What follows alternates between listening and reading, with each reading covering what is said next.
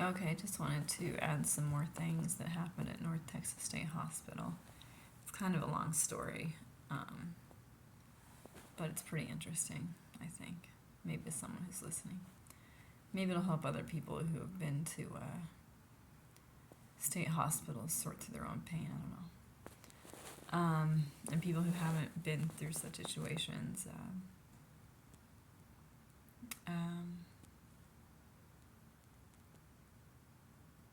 Can probably look at it too and find something of use to them. So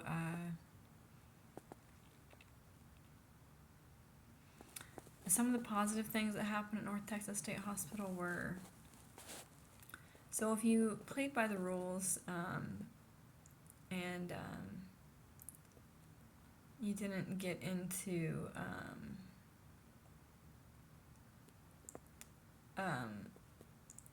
fights with people, which I never hit anybody or hurt anybody there. I'm just trying to remember. There was the guy I tried to kiss and then he blocked my arm. I guess I was trying to put it close to him or too close to him or something. Which that's a violation of someone's right. I get that. It's just that in my head I thought a voice in his head was talking to me saying like he was attracted to me, so saying that he was attracted to me, the voice in his head. But that wasn't a real voice, like I said, and when I got on the medications I realized all those voices I was hearing weren't real. So some of the good things, when they forced me to take the medication, I pretty quickly, I don't know, within like a week or two, I think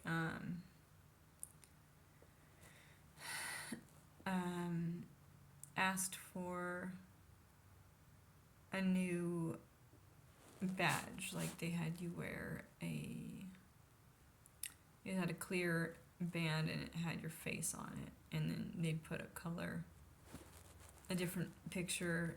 It was still the same picture of you, but it had a different color scheme or something. So then you would be seen as a different level of patient, meaning you had different privileges. Like you could be in snack line sooner than other people. But so I asked for a new badge because I had thrown mine away within like the first or second day, thinking it was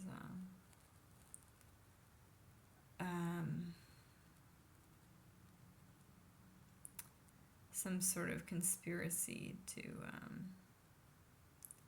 get me to behave a certain way, which is kind of what it is, because they want you to behave a certain way or you don't get what you want.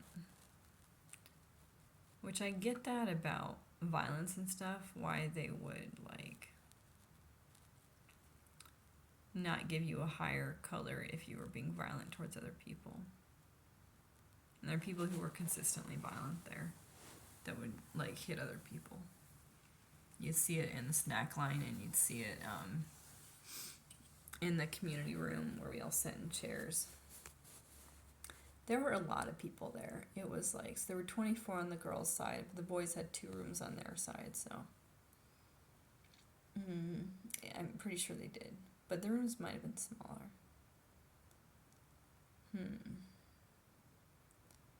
Let's just say there were 50, but I think there are more than that. 50 sounds about right. But it could have been 60, it could have been 70. I don't think it was over 60. So, yeah, the thing I didn't want to do, which was conform and act like how they wanted me to act, I eventually decided to do, knowing I wouldn't get anywhere without that. So, then once I had that, I got to go outside more or longer, and I got to which you didn't get to go outside that much without a badge or without a color. When you got there, you just didn't get to go outside much. And it was really difficult. It was like, I don't think it was really once a day, but that's what my memory is saying. It was either that or it felt like that. It was very little. Or when you got to go outside, you weren't outside very long. That's probably more like what it was. So most of the time you were just in the community room, like, and you could sit, or you could get a journal from the snack shop, and you could get a pen from the people who worked there, and you could write or draw, which is what I did quite a bit of. My hand wasn't hurting too bad at that point, because when I was in jail I hadn't written at all. So I wrote a lot in North Texas State Hospital. I left the journals behind at the homeless shelter they brought me to after I got out of jail. But yeah, that's another story. It was the same jail I'd been in. They had me go back to jail after I left North Texas State Hospital. That's kind of what everyone had to do, I think, for the most part, just because we were there to gain back mental health so we could go to trial. So then you had to go to jail and await your trial. So I do appreciate that the jail sent me to mental, realizing there was something wrong. Like, that was a human thing, that was done. But the people who worked at the jail were not very nice.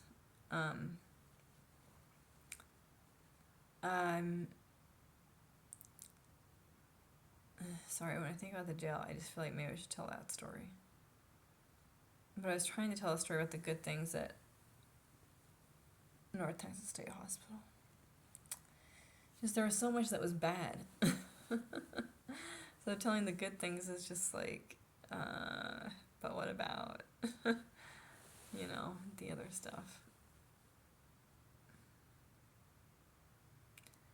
I got punched by this one girl I didn't even know, like, twice.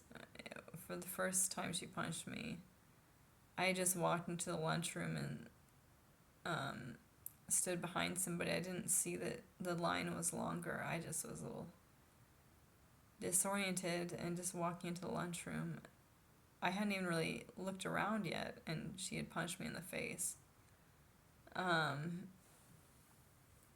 I tried to memorize her name before I left, but I couldn't. I couldn't get it.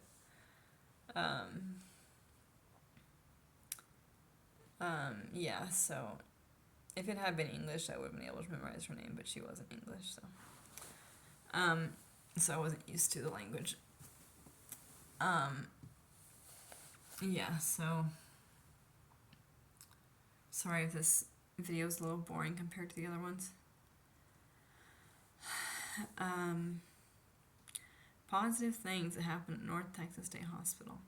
Well, they let you take classes once you were behaving, and so you got to take like art classes and or music classes, or what was the other class I took?